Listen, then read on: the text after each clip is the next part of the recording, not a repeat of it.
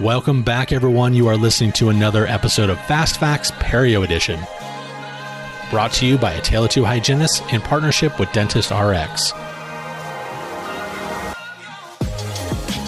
And now, please welcome your host, Katrina Sanders.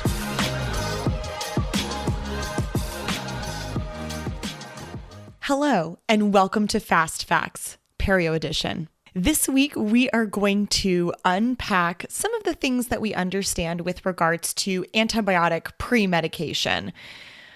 Of note, for a long time, we have had a lot of shifts in what's been going on with regards to premedication guidelines. And now we're going to start looking at, over the next few weeks, some information about how premedication guidelines have continued to evolve in our profession.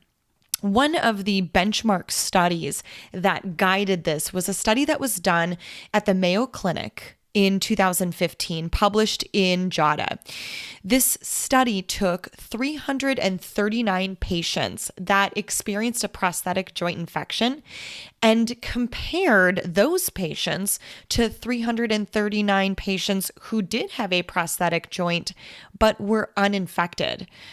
Mayo Clinic wanted to understand in this case-controlled study, what was it that elevated the risk of some of these patients experiencing a prosthetic joint infection versus the other population of patients who did not experience an infection?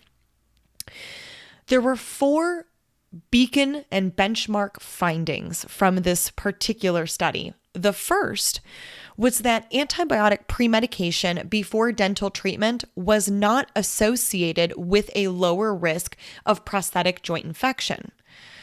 The second point being that of the organisms that were isolated from infection sites, the most commonly encountered organism in these prosthetic joint infection sites was Staphylococci. And we understand, of course, that about 60% of nosocomial infections occur by drug-resistant microorganisms. Unfortunately, that pesky bug staph is a major entity of this.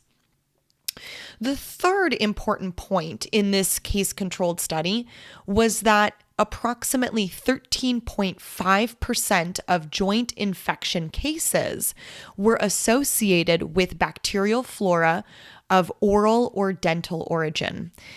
And the fourth, and perhaps the most impactful finding in this study, was that good oral hygiene was associated with a lower risk of prosthetic joint infection. The result of this study, of course, driving dental professionals to optimize oral hygiene status for their patients who are preparing for a prosthetic joint replacement, and of course, driving home optimized oral hygiene for patients who do currently have a prosthetic joint to reduce the risks associated with prosthetic joint infection due to bacteremia of oral or dental origin. Stay tuned as we continue to unpack some new information and some new insight around the utilization of prophylactic antibiotics in the dental laboratory. Have an awesome week. This has been another episode of Fast Facts Perio Edition with Katrina Sanders. Please feel free to reach me on Instagram at The Dental Wine Genist or on my website, www.katrinasanders.com. Cheers. Thank you for listening to another episode of Fast Facts Perio Edition, brought to you in part by Dentist RX, makers of the IntelliSonic line of power brushes. Find out more by visiting their website at dentistrx.com. We'll see you next week for another Fast Fact.